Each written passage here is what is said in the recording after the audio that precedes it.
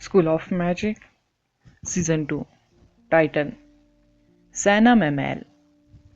समूह उस गुफा के करीब गया जिसमें फेल ही रहता था। आदर्श ने जल्दी से प्रवेश द्वार की रखवाली कर रहे दो सैनिकों को देखा। उनका स्पष्ट रूप से किसी को भी जाने देने का कोई इरादा नहीं था। रेणु, क्या तुम उन्हें बाहर निकाल सकती हो? आदर्श ने ग्रे नीली पोशाक में दो सैनिकों की ओर इशारा करते हुए कहा। उनकी कल्टीवेशन मजबूत नहीं है, मैं उन्हें संभाल लूंगी। रेणु ने सहमति जताई। अलर्ट रहना, वे लगातार बात कर रहे होंगे कि सब कुछ ठीक है या नहीं। अगर वे जवाब नहीं देते तो दूसरों को लग सकता है कि कुछ गड़बड़ है। आदर्श ने उसे याद दिलाया। चिंता मत करो, मैं जानती हूं कि उनके मन को कैसे नियंत्रित किया जाए, रेणु ने कहा। रेणु चट्टानों के बीच गई और एक एडवांस मानसिक एलिमेंट स्पेल का जाप किया, जिससे उसने 100 मीटर से अधिक दूरी से सैनिकों के मन को नियंत्रित कर लिया।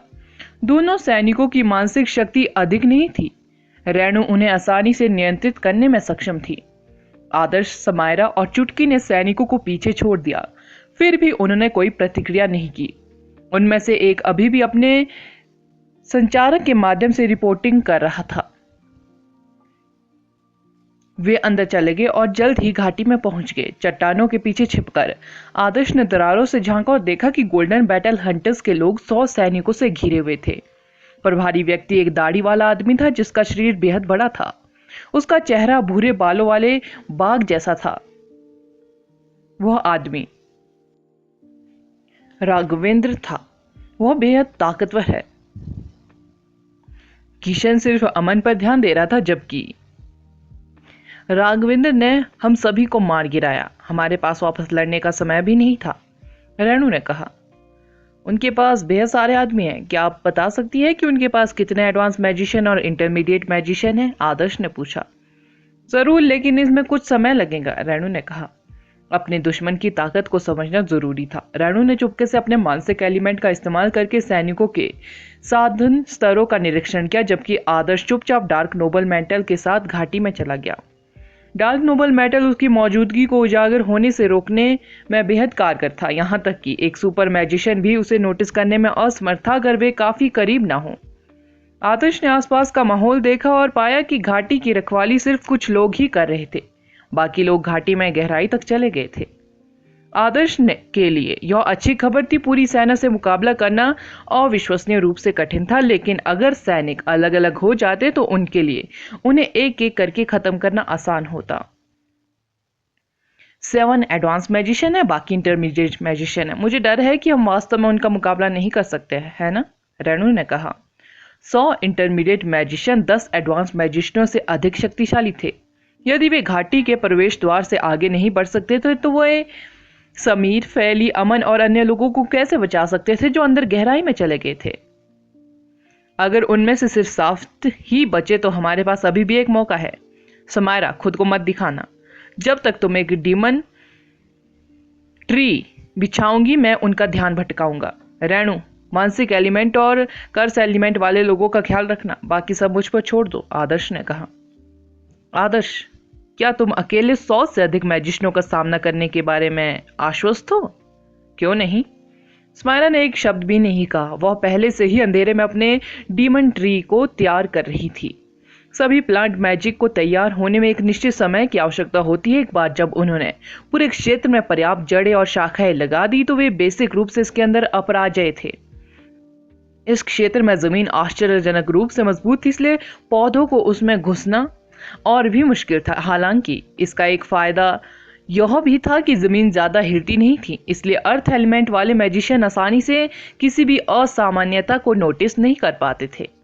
ऐसा कहा जा रहा है कि यदि पौधे उनके पैरों के नीचे पहुंच गए और यदि मैजिशियनों की कल्टीवेशन समायरा के बराबर थी तो वे अभी भी उसके मैजिक को महसूस करेंगे। अपना साहस बनाए रखो। जब बॉस अर्थ पिस्टल को सुरक्षित कर लेगा तो हम सब उसका भरपूर आनंद लेंगे। हम जो चाहे कर सकते हैं बिना इस बात की चिंता किए कि सेना क्या सोचेंगी, राघवेंद्र ने सैनिकों से कहा। कैप्टन, उन 2 लड़कियों को जाने देना बेहद बड़ी बर्बादी है। क्या हमें उन्हें अपने पास नहीं रखना चाहिए था ताकि हम बोरियत दूर कर सके? एक सैनिक ने तुरंत जवाब दिया। आप सभी सैनिक हैं, लेकिन आप डाकुओं की तरह व्यवहार कर रहे हैं, एक महिला सैनिक ने गुस्से से कहा। लेफ्टिनेंट, आप इस बारे में बिल्कुल गलत है। क्या सैनिक मूल रूप से पुराने समय के डाकुओं जैसे ही नहीं होते? यह सिर्फ इस बात पर निर्भर करता है कि सत्ता किसके हाथ में है। आप हमारे बीच के ईमानदार लोगों से भी पूछ सकती है कि क्या उन्हें उस समय 2 लड़कियों में दिलचस्पी थी। वे न केवल खूबसूरत थी बल्कि उनके शरीर भी बहुत हॉट थे। वे शायद किसी अच्छे परिवार से आई होंगी। यह एकमात्र मौका था जब हमारे जैसे सैनिक उन्हें चख सकते थे। ईमानदार सैनिक ने कहा। क्या मैं सही कह रहा हूं भाई? हाँ, हम सेना के आदेशों का पालन कर रहे हैं और शहरी और बाहरी इलाकों की रखवाली कर रहे हैं। हमें सबसे खतरनाक जगहों पर भेजा जाता है, फिर भी हमें इससे कोई लाभ नहीं मिलता। हम सेना के लिए अपनी जान जोखिम में डाल रहे हैं, लेकिन हम शरणार्थियों की तरह रह रहे हैं। जब से हमने जनरल का अनुसरण किया है, भले ही हम अभी भी अपनी जान जोखिम में डाल रहे हैं, लेकिन उन्होंने हमें जो लाभ दिए हैं वे पहले जैसे नहीं हैं। राघवेंद्र ने गर्वित सैनिक से सहमति जताते हुए कहा।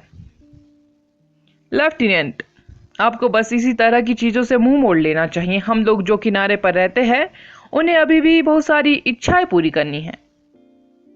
कैप्टन सही कह रहे हैं। मैं बस यह जानना चाहता हूं कि क्या ब्लैक फाल्कन उन तक पहुंचने में कामयाब हो गया होगा? शायद वह पहले से ही उन लड़कियों का मजा ले रहा है। छिपे हुए समायरा और रेणु का चेहरा लाल हो गया। उनके दिल गुस्से से जल रहे थे। उस घमंडी सिपाही ने जो कहा कि सैनिक डाकुओं के समान होते हैं, वह बिल्कुल बकवास था। उन्होंने बहुत से नेक सैनिक देखे थे। बुराई को उचित नहीं ठहराया जा सकता। अगर कोई अपने दिल में बुराई को हावी होने दे तो वह बाहर से चाहे जैसा भी दिखे, वह गंदा और पतित ही रहेगा। राघवेंद्र और घमंडी सैनिक भले ही लेफ्टिनेंट हो, लेकिन यह हास्यास्पद था कि कैसे वे सोचते थे कि हर दूसरा सैनिक उनके जैसा ही है। ऐसा लगता है कि इन लोगों को पहले से ही पता था कि वे क्या कर रहे हैं। वे जोखिम उठाने के लिए भी तैयार है। मुझे लगता है कि मुझे उनके साथ नरमी से पेश नहीं आना पड़ेगा, आदर्श ने उपहास किया। आदर्श के मन में सैनिकों के बारे में अच्छी धारणा थी, क्योंकि मुख्य सैन्य प्रशिक्षक विहान और उनके लोग बदले में कुछ भी मांगे बिना दूसरों के लिए अपना जीवन बलिदान करने को तैयार थे। यह स्पष्ट था कि ये सैनिक भ्रष्ट थे। उन्होंने अपने दिलों में बुरे विचारों को बढ़ावा देने के लिए रेगिस्तान की दूर दराज की जगहों का दुरुपयोग किया था। आदर्श का मानना था कि उनकी आत्माओं के लिए सैकड़ों या 1000 साल तक रेगिस्तान की जंगली हवाओं में भटकना जरूरी था, ताकि उन्हें एहसास हो कि उन्होंने जो रास्ता चुना था वह कितना मूर्खतापूर्ण था। समन गेस्ट बीस्ट टाइट। आदर्श ने तेजी से एक स्टार कॉन्स्टलेशन का निर्माण किया और चांद की रोशनी ने उसे ढक लिया। यह चमक उठी और एक विशाल समनिंग गेट धीरे धीरे खुला और विशाल सफेद भेड़िए बाहर आ गए। सफेद भेड़िए लगातार आते रहे। वे भारी भरकम और मांसल थे और पूरी घाटी की उनके अंगों से हिल रही थी, उनके अंगों के बल से। भेड़ियों ने घाटी में अटैक कर दिया और उन सैनिकों को आश्चर्यचकित कर दिया जो अपने विचारों को इतनी स्वतंत्रता से व्यक्त कर रहे थे। क्या हो रहा है? डीमन प्राणी, हम पर अटैक हो रहा है। घबराओ मत, अपनी टुकड़ियों में खड़े रहो, युद्ध के लिए तैयार रहो, महिला लेफ्टिनेंट ने चिल्लाकर कहा। सैनिक अच्छी तरह से ट्रेंड थे, क्योंकि वे सेना में कुलीन थे। वे अचानक अटैक के बावजूद तुरंत अपनी स्थिति में चले गए। उन्होंने भेड़ियों को और करीब आने से रोकने के लिए अपने फॉर्मेशन के चारों ओर रॉक बैरियर को तुरंत सटीक रूप से बुलाया। भेड़ियों के समूह के एक फ्लाइंग क्रीक स्नो वुल्फ बाहर निकला। उसने चट्टानों पर झपटा मारा और उन्हें टुकड़े टुकड़े कर दिया। फिर पास में खड़े एक सैनिक पर अपने पंजे से अटैक किया। सैनिक तुरंत ही टुकड़ों में बिखर गए और पूरा इलाका खून से बिखर गया। उस आदमी के चेहरे पर एक विकृत मुस्कान थी जब वह 1 मिनट पहले गौरवित सैनिक से बात कर रहा था, लेकिन उसकी मौत बेहद भयानक थी। रॉक बैरियर केवल अस्थायी रूप से विशाल भेड़ियों को रोकने में कामयाब रहे। उनके मोटे मांस ने आग की लपटों, लाइटनिंग और हवा को सहन किया, क्योंकि वे उन सैनिकों को बेरहमी से मार रहे थे जिन पर वे अपने पंजे लगा सकते थे। अपनी स्थिति पर डटे रहो, यह सिर्फ भेड़ियों का एक झुंड है, डरने की कोई बात नहीं है। गर्वित सैनिक प्रभारी लोगों में से एक था। वह ऊंची जगह पर खड़ा था और अपने आदमियों को आदेश दे रहा था। सैनिकों ने एक साथ फायर स्पिलो का प्रयोग किया। स्टार पैटर्न ढेर हो गए।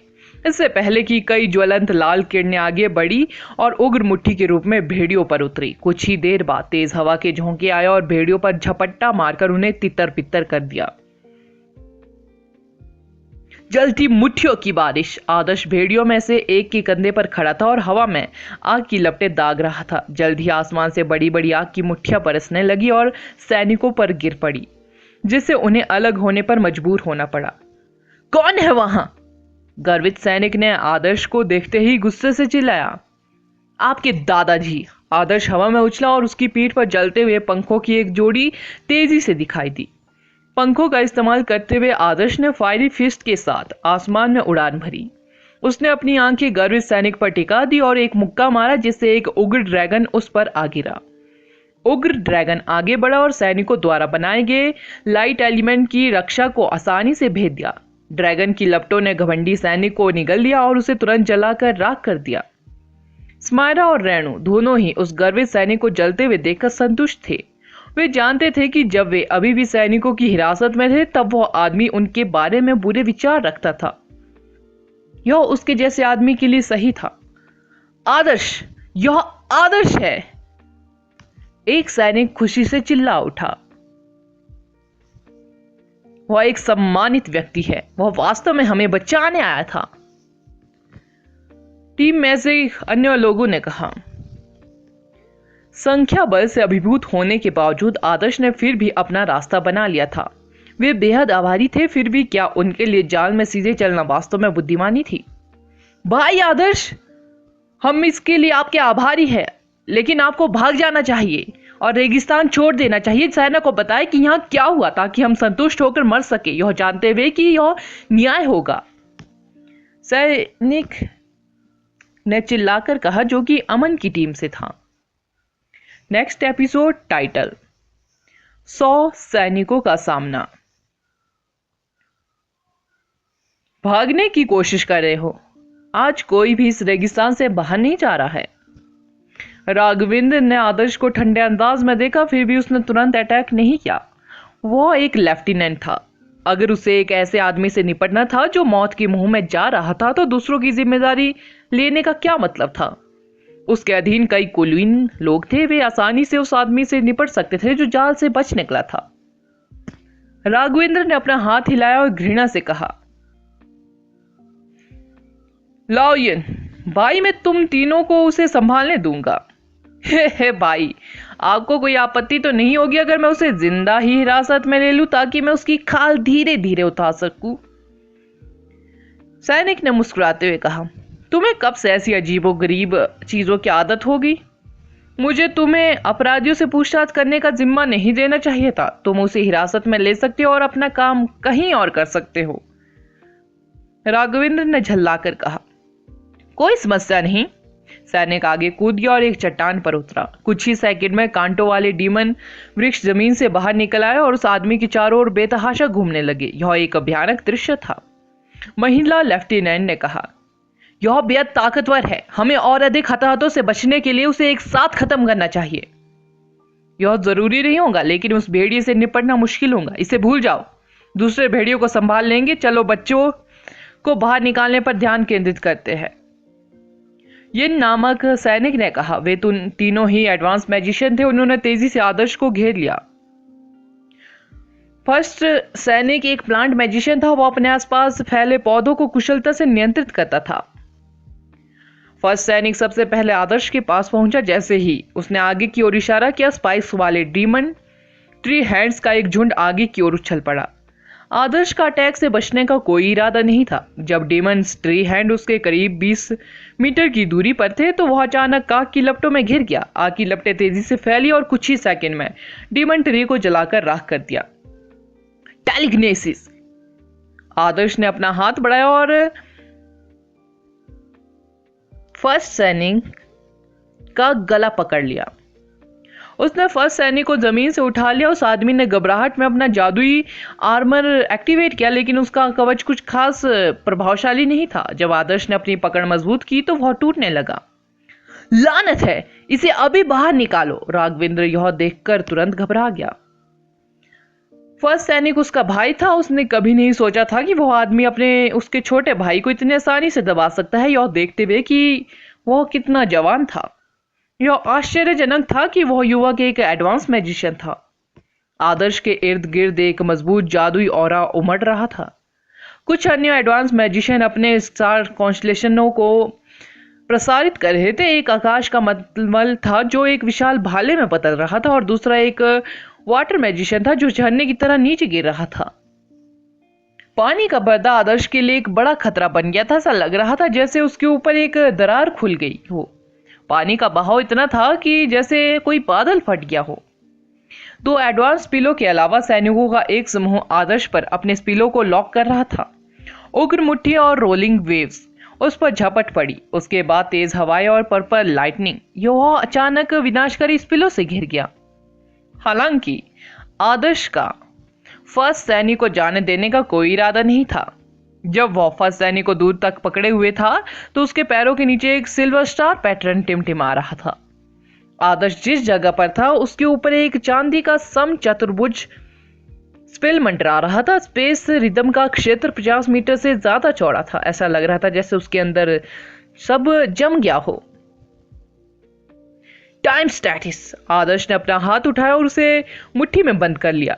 समय स्थिरता की ऊर्जा उसके आसपास फैल गई। आकाश की मलमल, वाटर वेव्स, हवाएं, fist, flying fist, fury fist, lightning, सभी अटैक आदर्श के चारों ओर रुक गए। 1 इंच भी आगे बढ़ने में विफल रहे। अमन की टीम के गोल्डन बैटल हंटर्स के लोग अचंभित रह गए। उन्हें आदर्श के सामने घुटने टेकने और उसकी पूजा करने की इच्छा हुई क्योंकि वह रंगीन विनाशकारी स्पिलो के केंद्र में खड़ा था। क्या स्पेस एलिमेंट वास्तव में इतना मजबूत है? बाओ, जिसके पास भी स्पेस एलिमेंट था, बेचैन था। एक ही स्पेस रिदम ने बहुत से अटैकों और स्पिलो को बेअसर कर दिया था। सबसे महत्वपूर्ण बात यह कि उस आदमी की दबंगई ने बाओ की स्पेस एलिमेंट की धारणा को तुरंत खत्म कर दिया था। आदर्श पर अटैक करने वाले सैनिक और लेफ्टिनेंट भी शॉक रह गए। वे एक पल के लिए शॉक रह गए, फिर भी उन्होंने एक जोरदार दरार सुनी। फर्स्ट सैनिक की गर्दन उस भयानक आदमी ने तोड़ दी थी। फर्स्ट सैनिक जमीन पर गिर पड़ा। उसका सिर मुड़ गया था, उसकी आंखें घूम रही थी, उसका चेहरा दर्दनाक भाव से जम गया था। वो आदमी स्पष्ट रूप से मर चुका था। राघवेंद्र की आंखें लाल हो गई। वो अपने भाई को युद्ध से और अधिक अनुभव प्राप्त करने देने के बारे में सोच रहा था, लेकिन उस आदमी ने पलक झपकते ही उसके भाई को मार डाला। इससे वह पूरी तरह से गुस्से में पागल होने वाला था। मैं तुम्हारा सिर फाड़ दूंगा, राघवेंद्र ने गुस्से से चिल्लाया। वह आदर्श की ओर एक भारी मिसाइल की तरह बढ़ा और जमीन पर जा गिरा। जहां वह गिरा वहां से 100 मीटर की दूरी पर जमीन से नुकीले पत्थर फूट पड़े। आदर्श ने स्पाइक से बचने के लिए जल्दी से ऊंची जगह पर छलांग लगाई। उसने राघवेंद्र की त्वचा को सख्त होते देखा, जैसे उसने अभी अभी पत्थरों का कवच पहना हो। वह आदमी हवा में उछला और आदर्श पर लात मारी। आदर्श एक शैडो बर्ड में बदल गया और दीवारों के साथ तेजी से उड़ गया। उसे आश्चर्य हुआ कि दीवारें भी राघवेंद्र के नियंत्रण में थी। आदर्श के बाद दीवारों से कांटे की कतारें निकल आई। उसे नष्ट कर दो, राघवेंद्र ने गहरी सांस ली। जब उसने आदर्श को दूर भागते देखा तो उसने सैनिकों को संकेत देने के लिए अपना हाथ हिलाया। सैनिकों के पैरों के नीचे स्टार पैटर्न दिखाई दिए। 10 से अधिक इंटरमीडिएट स्पिलो की ऊर्जा जल्द ही गड़गड़ाहट के साथ बाहर निकली। पूरी घाटी कांप रही थी। डेमन वृक्ष एंड फॉर्मेशन। जैसे ही इंटरमीडिएट मैजिशियन आदर्श को अपने स्पिलो से उड़ाने वाले थे, जिस जमीन पर वे खड़े थे वह अचानक फट गई।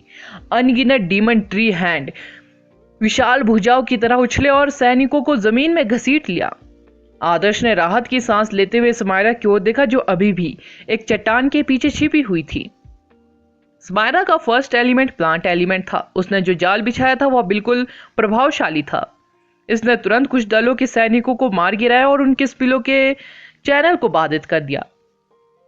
आदर्श ने अभी अभी स्पेस रिदम टाइम स्टेटिस का इस्तेमाल किया था। स्पिल अभी भी कूल डाउन पर थे। इतने सारे स्पिलों को एक साथ रोकना मुश्किल हो सकता है। बेकार कमीने! हुआंग, लाओ मेरे साथ आओ, हम उसकी जिंदा खाल उधेड़ देंगे, राघवेंद्र ने कराहते हुए कहा और अपने 2 पुराने साथियों को आदर्श के पीछे ले गया। राघवेंद्र रॉक डीमन आइस का इस्तेमाल करने में अविश्वसनीय रूप से माहिर था। खासकर जिस तरह से वह इसे अटैक और डिफेंस रूप में इस्तेमाल कर रहा था, जिससे वह एक रॉक बीस्ट में बदल गया। आदर्श केवल लिटिल फ्लेम बेले की मदद से ही उसका सामना कर सकता था। समस्या यह थी कि अगर उसे यहाँ लिटिल फ्लेम बेले का उपयोग करना पड़ा तो वह उनके कैप्टन से कैसे लड़ेगा। राघवेंद्र संभवतः सबसे शक्तिशाली एडवांस मैजिशियनों में से एक था। वह स्पष्ट रूप से एक आसान प्रतिद्वंदी नहीं था, खासकर उसके रॉक स्पाइस डोमेन के घातक होने के कारण। इस बार तुम कहां भागोगे? मैं अपने भाई का बदला लेने जा रहा हूं। राघवेंद्र के शरीर से घातक पत्थर की कीलें फूट पड़ी और वह टैंक की तरह आगे बढ़ा। हुआंग और लाओ ने आदर्श को एक कोने में धकेल दिया था, जिससे उसके पास बचने का कोई मौका नहीं था। आदर्श के पास राघवेंद्र का सीधा सामने करने के अलावा कोई विकल्प नहीं था। ब्लिंक! आदर्श घबराया नहीं। जब तक उसके पास ब्लिंक उपलब्ध था तब तक उनके फ्लैंक करने का कोई प्रयास बेकार था। राघवेंद्र चट्टानों से टकराया, जबकि आदर्श स्पेस एलिमेंट की सुरंग में घुसा हुआ था जो उससे बस एक सेकंड पहले थी। वह राघवेंद्र से 100 मीटर पीछे एक चांदी की चमक के साथ फिर से प्रकट हुआ। उसका चेहरा शांत था। हुआंग और लाओ ने बोहें सी कोड़ी, जो कि राघवेंद्र के साथ ही थे। युवक के खिलाफ लड़ना वाकई मुश्किल था। उसने न केवल अकेले उनसे मुकाबला करने की हिम्मत की, बल्कि वह महान लेफ्टिनेंट राघवेंद्र का भी शांति से सामना करने में सक्षम था। लानत है! राघवेंद्र चट्टानों से आजाद हुआ। गुस्से में वह पलटा। जब उसने आदर्श का शांत चेहरा देखा तो लगभग अपना दिमाग खो बैठा। यह जानकर बेहद अपमानजनक लगा कि वह युवक उसके साथ छल कर रहा था। राघवेंद्र ने फिर से बेतहाशा अटैक नहीं किया। उसने अपने आदमियों को आदेश दिया, उसकी हरकत को रोकने के लिए शैडो एलिमेंट का इस्तेमाल करो। उसके पास स्टैंड बॉय पर शैडो एलिमेंट का एक समूह था। एक बार जब वे विशाल शैडो स्पाइक्स फॉर्मेशन स्थापित कर लेते तो यह युवा व्यक्ति को ब्लिंक का उपयोग करने से रोक दिया जाता, अन्यथा वे कभी भी उस पर अपना कोई भी स्पेल नहीं डाल पाते। कितना बेवकूफ है, आदर्श ने मुस्कुराते हुए कहा जब उसने शैडो एलिमेंट की ऊर्जा को अपने चारों ओर बढ़ते हुए महसूस किया। आदर्श ने शैडो मैजिशियन के स्पेलों की चैलेंज समाप्त होने से पहले ही एडवांस शैडो स्पेल का मैजिक कर दिया। निष्शासन! घाटी पर चमकती रोशनी अंधेरे में खलल डाल रही थी। जगह जगह काली धुंध छा रही थी। लोग कुछ भी नहीं देख पा रहे थे। शैडो एलिमेंट वाले सैनिक भी अंधेरे से मजबूत हो गए थे, लेकिन वे अपने लक्ष्य का पता नहीं लगा पाए थे। अगर वे अब विशाल शैडो स्पाइक्स फायर करते तो वे अपने ही लोगों को मार सकते थे। सबसे महत्वपूर्ण बात यह है कि उस आदमी का शैडो एलिमेंट स्पष्ट रूप से उनके मुकाबले बहुत अधिक शक्तिशाली था। क्या उनके विशाल शैडो स्पाइक्स भी उसे कुछ कर पाएंगे? विशाल शैडो स्पाइक्स फॉर्मेशन सील! जैसे ही उन्होंने सोचा, एक शक्तिशाली ऊर्जा उन पर उतर आई। वे स्पष्ट रूप से महसूस कर सकते थे कि अंधकार उनके शरीर और मन में घुसपैठ कर रहा है, जिससे वे डर चुके हैं। जब शैडो स्वॉर्ड्स उन पर पड़ी तो सैनिक कांप उठे। उनके शरीर और मन पूरी तरह से तलवारों से बंद हो गए थे। नेक्स्ट एपिसोड टाइटन, राघवेंद्र को खत्म करना। आदर्श ने तुरंत शैडो मैजिशियनों को दबा दिया, जो भोलेपन से उसकी गतिविधियों को रोकने की कोशिश कर रहे थे, जिससे राघवेंद्र और भी अधिक गुस्सा हो गया। घने अंधेरे में किसी ने भी यह नहीं देखा था कि एक छोटी सी आकृति चुपचाप गोल्डन बैटल हंटर्स के सदस्यों की ओर बढ़ रही थी, जिन्हें बंदी बनाकर रखा गया था। वह किसी अज्ञात विधि से उन्हें बांधने वाले मजबूत जादू को हटाने में सक्षम थी। बाओ अन्य सैनिक को रिहा कर दिया था, जो कि अमन की टीम के साथ ही थे। उन्होंने तुरंत उन गद्दार सैनिकों पर एडवांस स्पेल डाले जिनके खिलाफ वे बहुत बड़ी दुश्मनी रखते थे। क्या हुआ? राघवेंद्र ने पलट कर देखा कि उसके आदमी घात लगाए बैठे हैं। किसी ने हंटर्स को आजाद कर दिया है कैप्टन। हमें जनरल से मदद मांगनी चाहिए, एक सैनिक ने कहा। बेकार कमीने! ऐसे कैसे है कि हम कुछ हंटर्स और कुछ बच्चों को संभाल नहीं सकते? राघवेंद्र चिल्लाया। वह आदर्श को घूर रहा था। वह आदर्श पर भयंकर तरीके से टूट पड़ा, जैसे कोई गैंडा मोटा पत्थर का कवच पहने हुए पागलों जैसी गति से आगे बढ़ रहा हो। वह किसी तरह अंधेरे में आदर्श को देख पाया। तुम निश्चित रूप से मरोगे, राघवेंद्र ने खिलखिलाकर हंसते हुए कहा। आदर्श को ब्लिंक का इस्तेमाल करने के लिए कुछ समय चाहिए था। राघवेंद्र ने जमीन पर कंपन के माध्यम से अंधेरे में छिपे आदर्श को ढूंढ लिया था। उसे पूरा भरोसा था कि युवक के पास ब्लिंक का इस्तेमाल करने का समय नहीं था। जब राघवेंद्र ने आदर्श को टक्कर मारी तो वह झटका देने वाला था। आदर्श ने तुरंत बिखर गया और वह आश्चर्य में जम गया।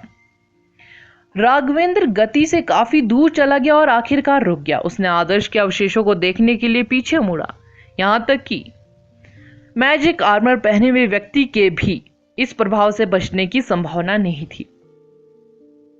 यह कैसे संभव है? जब राघवेंद्र ने पलटकर देखा तो उसने हवा में केवल काले धुएं के बादल देखे। आदर्श के खून या अवशेषों का कोई निशान नहीं था। जिस चीज से उसने टक्कर मारी थी वह सिर्फ एक शैडो क्लोन था। बेकार, मर जाओ। आदर्श चुपचाप राघवेंद्र के पास आ गया था। उसकी बाहों के चारों ओर ब्लैक लाइटनिंग घूम रही थी। राघवेंद्र चौंका, फिर जोर से हंसने लगा। क्या तुम सच में सोचते हो कि तुम मेरे रॉक आर्मर को भेज सकते हो? तुम ही मरने वाले हो। राघवेंद्र घृणा से खड़ा था, मानो आदर्श को उस पर अटैक करने की चुनौती दे रहा हो। आदर्श ने एक शब्द भी नहीं कहा। उसकी भुजाओं पर लाइटनिंग के कुंडल धीरे धीरे मजबूत होते गए और राघवेंद्र की छाती पर एक मूक घातक किरण दागी। जब 12 गुना नुकसान गुणक वाली लाइटनिंग प्रकाश की किरण में बदल गई तो एडवांस पिलो के पास भी से रोकने का कोई मौका नहीं था। लाइटनिंग ने तेजी से राघवेंद्र की छाती की रक्षा करने वाले रॉक आर्मर को भेद दिया। अजय लाइटनिंग की किरण ने उसकी छाती को भी छेद दिया। राघवेंद्र ने मुंह में खून थूका और पीछे की ओर गिर पड़ा। साइलेंट डेडली बोल्ट ने उसकी छाती में मुट्ठी के आकार का एक झुलसा हुआ निशान छोड़ दिया। जमीन पर गिरने के बाद भी उसकी आंखें खुली हुई थी। उसे यकीन नहीं हो रहा था। अर्थ एलिमेंट को लाइटनिंग एलिमेंट के प्रति प्रबल प्रतिरोध करना चाहिए था, फिर भी लाइटनिंग उसकी सुरक्षा को भेदने में कैसे सफल होगी? अभी तक मरे नहीं, तुम बेहद मजबूत हो। आदर्श ने जमीन पर पड़े राघवेंद्र को देखा। राघवेंद्र कांप रहा था। साइलेंट डेडली बोल्ट ने उसके शरीर को पूरी तरह से छेदा नहीं था, फिर भी उसे गंभीर चोटें आई थी। आदर्श का उस आदमी को जिंदा छोड़ने का कोई इरादा नहीं था। जैसे ही उसने अपनी फिस्ट बंद की, आग ने उसके हाथ को घेर लिया और तेजी से एक फायर स्वॉर्ड में बदल गया। नेता! लाओ ने लापरवाही से हवा के झोंके पर सवार होकर राघवेंद्र की ओर दौड़ लगाई। जब उसने देखा कि उस आदमी की जान खतरे में थी, आदर्श ने लाओ की तरफ देखने की जहमत भी नहीं उठाई। उसके दूसरे हाथ से चांदी की रोशनी निकल रही थी। जब उसने उदासीनता से अपना हाथ लाओ की दिशा में घुमाया जैसे वह किसी मक्खी को भगा रहा हो, स्पेस एलिमेंट की एक मजबूत शक्ति ने लाओ पर प्रहार किया और उसे उड़ा दिया। आदर्श ने फायर स्वॉर्ड उठाई और राघवेंद्र की छाती पर खूनी वो घाव कर दिया। आग की लपटें राघवेंद्र के कठोर शरीर में धंस गई। सूर्यास्त अग्नि की लपटें इतनी शक्तिशाली थी कि वे बर्निंग माउंटेन पर चट्टानों को जलाकर राख कर सकती थी। वे जल्द ही राघवेंद्र के शरीर को निगल लेंगी और उसे धूल में मिला देंगी। राघवेंद्र दर्द से चिल्लाया। जब उसका शरीर अभी भी सुरक्षित था, तब उसके अंगों को राख में बदल दिए जाने का दर्द असहनीय था। वह आसानी से बता सकता था कि आदर्श उसे सीधे मारने की योजना नहीं बना रहा था। आदर्श चाहता था कि वह आदमी मरने से पहले तड़पे। अपने अगले जन्म में एक अच्छा आदमी बनना, गंदा मत बनना, आदर्श ने ठंडे स्वर में कहा। आदर्श ने फायर स्वॉर्ड में और भी ज्यादा लपटें डाली। लपटें राघवेंद्र के शरीर के अंदर बेतहाशा बढ़ गई। आखिरकार वे फट गई, जिससे उस आदमी की मौके पर ही मौत होगी। राघवेंद्र अपने भाई का बदला लेने की सोच रहा था, फिर भी वह एक और भयानक मौत मर गया। नेता! लाओ की आंखें लाल हो गई। वह जंगली जानवर की तरह आगे बढ़ा। महिला लेफ्टिनेंट भी वहां पहुंच रही थी। यह स्पष्ट था कि राघवेंद्र की मौत ने उन्हें बेहद अधिक गुस्सा दिला दिया था। क्या तुम दोनों वफादार नहीं हो? दुर्भाग्य से तुम सही और गलत में अंतर नहीं कर पाए। तुमने बुरे लोगों का पक्ष लिया है, इसलिए तुम भी दोषी हो। आदर्श ने दोनों लेफ्टिनेंटों की तरफ देखा। उसकी हथेली पर लाइटनिंग चमक रही थी। Sky lightning claw!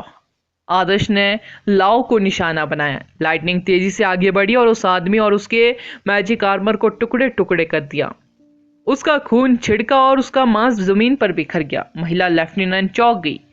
जब उसने फिर से आदर्श को देखा तो उसका दिल डर से भर गया। इतनी कम उम्र के मैजिशियन के पास इतनी जबरदस्त ताकत कैसे हो सकती थी? वह भी उन्हीं की तरह एक मैजिशियन था। फिर भी उसके पास भी अटैक से बचने का कोई मौका नहीं था। आदर्श ने महिला लेफ्टिनेंट को देखा और कहा, चूंकि आप एक महिला है इसलिए मैं आपको एक मामूली मौत दूंगा। महिला लेफ्टिनेंट का अपनी मौत का इंतजार करने का कोई इरादा नहीं था। उसने अपने दांत भींच लिए, आदर्श के साथ अंतिम मुकाबला करने के लिए तैयार हो गई। अचानक एक फ्लाइंग क्रीक स्नोवुल्फ ने पीछे से महिला पर अटैक किया। उसके नुकीले दांतों ने उसे 2 टुकड़ों में काट दिया।